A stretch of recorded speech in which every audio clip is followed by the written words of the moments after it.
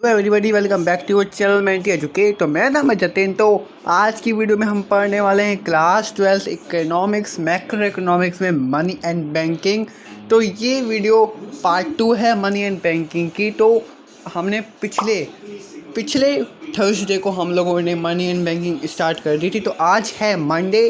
तो आज हम मनी एंड बैंकिंग का सेकंड पार्ट स्टार्ट करने वाले हैं। अगर आपने अभी तक फर्स्ट पार्ट नहीं देखा है तो फर्स्ट पार्ट आप लोग सबसे पहले देख लीजिएगा। उसमें मैंने आप लोगों को बेसिक चीज़ें बता दी हैं मनी एंड बैंकिंग के बारे में।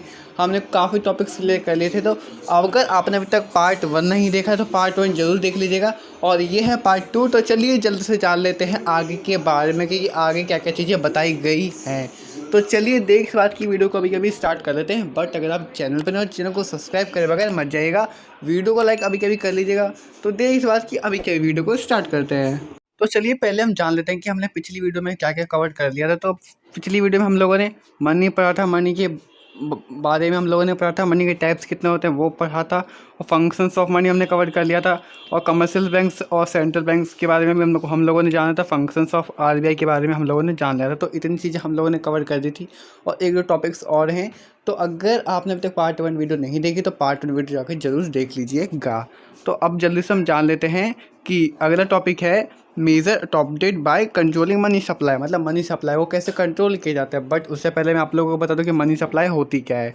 ओके, तो उसकी डेफिनेशन फर्स्ट ऑफ ऑल मैं आप लोगों को बताता हूँ। Money supply refers to the quantity hold by the public at a particular point of time. Money supply क्या होती है? जब पब्लिक होती है, जैसे जनता है, उसके पास जब मनी आ जाती है तो एक पार्टिकुलर पॉइंट ऑफ टाइम, मतलब आप समझ सकते हो ना। अगर अब मनी सप्लाई क्या होती है, जैसे आपको पता है कभी इन्फ्लेशन आता है, कभी डिफ्लेशन आता है, मतलब कभी महंगाई ज़्यादा हो जाती है, कभी मंदी ज़्यादा हो जाती है। तो वो इसको आप मनी सप्लाई कह सकते हो कि मनी सप्लाई किस तरीके से हो रही है। अब मनी सप्लाई को कंट्रोल कैसे कहते हैं? जब पैसे ज़्यादा होते हैं मार्केट में तब क्या करती है आरबीआई। और कमर्शियल बैंक्स की हम बात करेंगे, मतलब कैसे आरबीआई कंट्रोल करती है मनी सप्लाई को। और जब मार्केट में पैसे की मंदी हो जाती है, मतलब पैसों की कमी होती है, तब क्या करती है आरबीआई। तो ये चीज़ें हम पढ़ने वाले हैं। बट उससे पहले कॉन्सेप्ट ऑफ मनी सप्लाई के बारे में पढ़ लें। तो कॉन्सेप्ट ऑफ मनी सप्लाई के बारे में हम लोगों ने आप लोगों को बता दूं कि इसमें होता है M1, M2, M3, M4। अब ये चीज़ें आप लोगों से पूछी जा सकती है कॉन्सेप्ट्स। अब ये 4 मेथड्स हैं, 4 चीज़ें हैं, ये आपको अच्छे से याद रखनी है। इनके फॉर्मूलेस भी हैं, फॉर्मूले मैं आप लोगों को आगे करवा दूंगा। बट अब मैं आपको बता दूं कि M1 बहुत पूछ जाता है, तो M1 आप लोगों को अच्छे से कवर करना है। M2, M3, M4 रेयरली पूछ जाता है, बहुत ही कम। बट M1 मोस्ट इंपॉर्टेंट है, ये बहुत पूछ जाता है। ओके, तो इसमें क्या होता है, currency plus demand deposits plus other deposits with RBI. तो ये इसका फॉर्मूला है M1 निकालने का। ओके, M1 का फॉर्मूला आपको लिख भी रहा होगा यहाँ पे, M1 is equal to C plus D plus OD। Okay, तो ये चीज़ आपको याद रखनी है। ओके, M1 का फॉर्मूला तो ये है। M2, M3, M4 मैं आप लोगों को आगे कवर करवा दूंगा।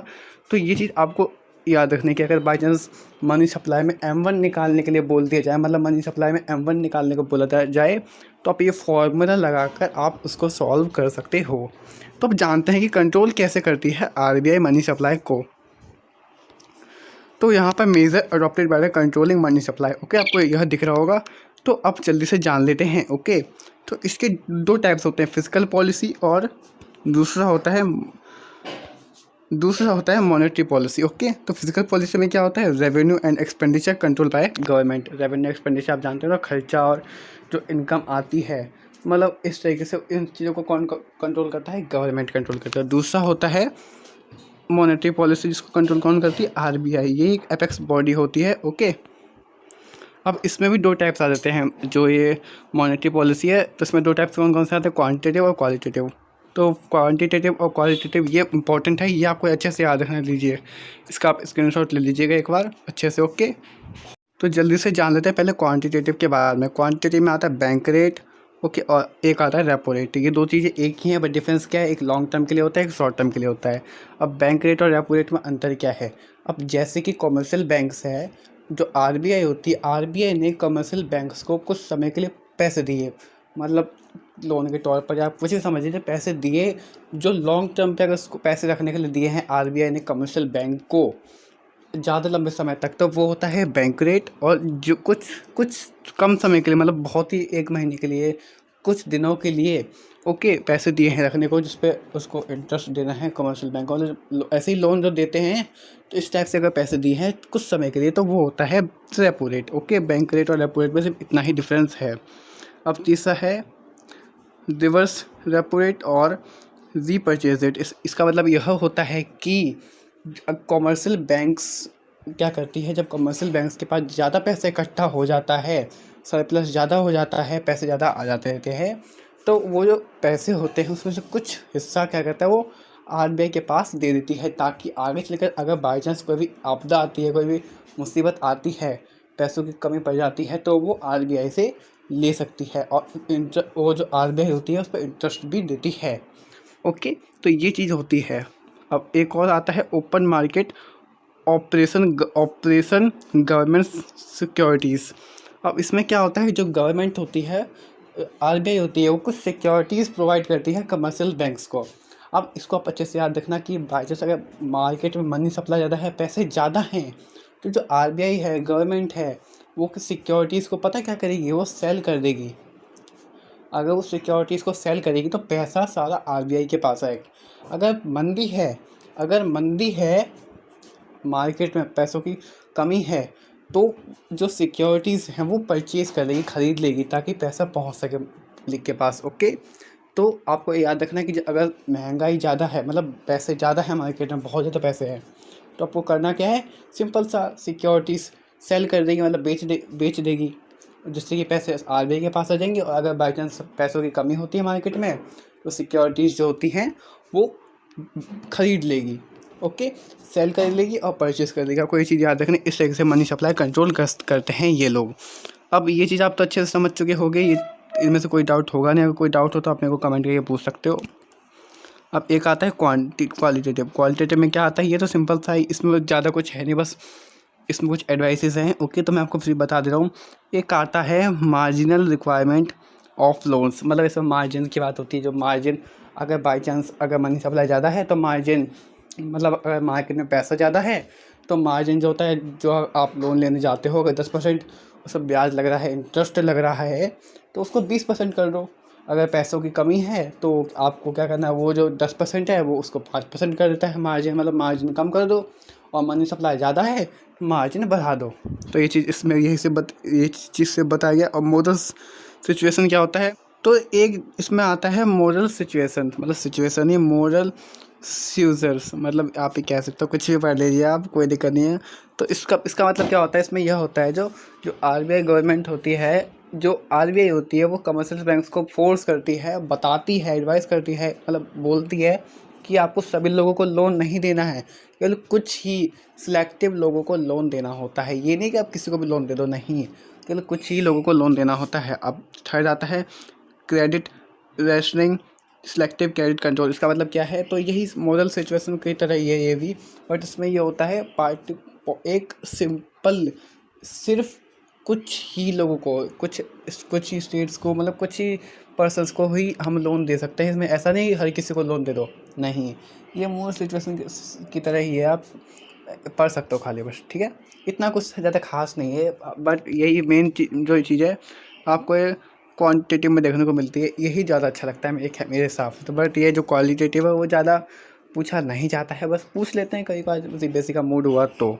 ओके, अब एक चीज़ मैं आपको बताना भूल गया, अगर मनी सप्लाई ज़्यादा है और बैंक रेट और रेपो रेट को क्या होगा, अगर मनी सप्लाई ज़्यादा है बैंक रेट और रेपो रेट को इंक्रीज़ कर देंगे। ओके, और मनी सप्लाई कम है मार्केट के अंदर तो बैंक रेट और रेपो रेट को भी कम कर देंगे। ओके, और को भी कम कर देंगे अगर मनी सप्लाई कम होती है। तो ये चीज़ याद रखना है, तो उसको कम कर देंगे। जो चीज़ ज़्यादा है, अगर मनी सप्लाई ज़्यादा है तो इन चीज़ों को ज़्यादा कर देंगे, बढ़ा देंगे। सिर्फ ये चीज़ आप लोगों को याद रखनी है। एक चीज़ तो आपको बताना भूल गया, लीगल रिजर्व रिक्वायर, मतलब LRR मैं आपको बताना भूल गया, सॉरी, कोई नहीं, बता देता हूँ। अब LRR क्या होता है, अब LRR यह होता है कि, उससे पहले मैं आपको बता दूं कि LRR में 2 टाइप्स आते हैं, CRR और SLR। अब CRR का मतलब क्या होता है, कैश रिजर्व रेशियो, और LRR का मतलब होता है, CRR का मतलब तो होता है कैश रिजर्व रेशियो, SLR का मतलब होता है स्टैट्यूटरी लिक्विडिटी रेशियो।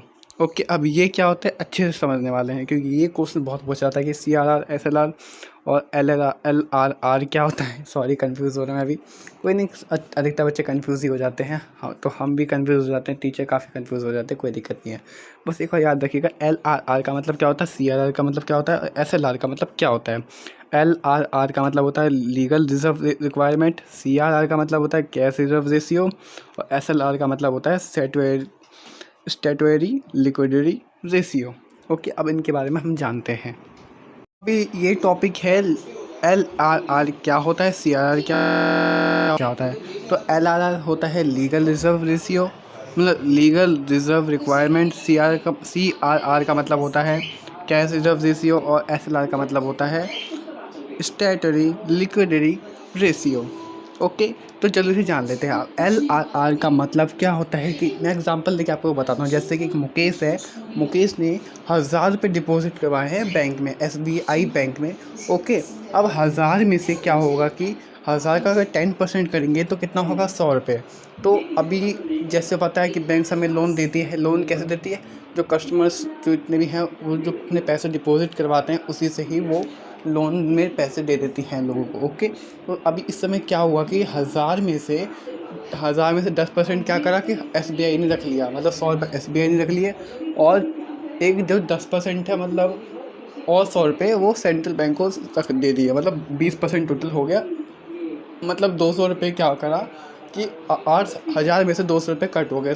200 कहाँ गए, 100 सेंट्रल बैंक के पास हैं और 100 SBI बैंक के पास है। तो ऐसे क्या हुआ कि मार्केट में सिर्फ 800 रुपये लोन ही जाएगा, 1000 रुपये नहीं जाएंगे।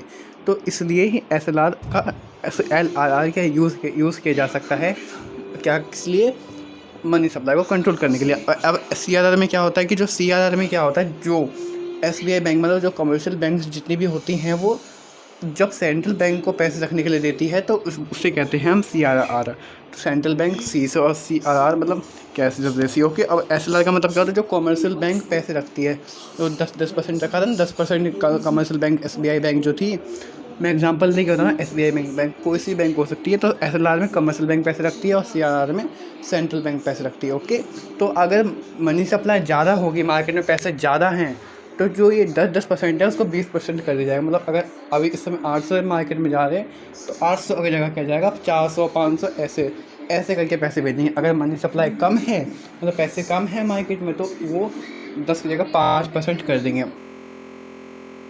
जो पैसे रखते हैं लोग लोन के लिए, तो वो ऐसे कर लेंगे, मतलब पैसे ये लोग निकाल के अपने पास रखेंगे और बाकी के जो पैसे हैं वो लोन में दे देंगे। तो ऐसे करके लोग मनी सप्लाई कंट्रोल करते हैं LRR और CRR की मदद से। तो बस इतने ही टॉपिक्स थे इन मनी सप्लाई बैंकिंग में। अभी तो बहुत सारे टॉपिक्स हैं, खैर काफ़ी सारे टॉपिक्स बाकी रह गए हैं। अब एक एग्जांपल आप लोगों के सामने, एक न्यूमेरिकल भी है। तो अब ये न्यूमेरिकल है, मैं आप लोगों को समझाना चाहता तो हूँ, बट मैं सोच रहा हूँ कि होमवर्क में दे दूँ।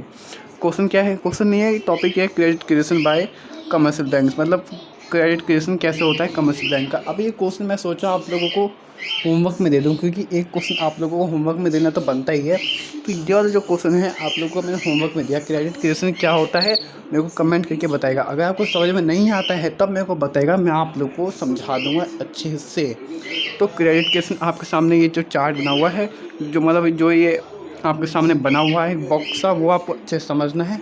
और लीजिए, चल इसके नीचे मैंने आपको आंसर भी दिखा दिया है, और ये लीजिए ये लिखा हुआ भी है। आप लोगों को समझ में आएगा तो बताएगा, अगर कमेंट में आप लोग को बताएगा। अगर समझ में नहीं आता ये, तब जाके मैं आप लोगों को नेक्स्ट वीडियो में समझा दूँगा। अभी काफ़ी सारे टॉपिक्स रह गए, जैसे कि बार्टर सिस्टम क्या होता है, और भी काफ़ी सारे टॉपिक्स हैं, बार्टर सिस्टम के लिमिटेशंस हैं, और भी काफ़ी सारे टॉपिक्स रह गए हैं।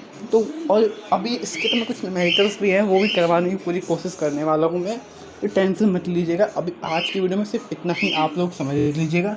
तो नहीं, मैं सोच रहा हूँ बार्टर सिस्टम आप लोगों को करवा दूँ। चलिए बार्टर सिस्टम में आप लोगों को करवा देता हूँ। ओके, तो एक बार्टर सिस्टम हम जल्दी से समझ लेते हैं, उसके बाद फिर हमारा जो टॉपिक है पूरा कंप्लीट हो जाएगा। फिर जो एक टॉपिक्स रह जाएंगे, जो टॉपिक्स रह जाते हैं वो मैं आप लोगों को नेक्स्ट वीडियो में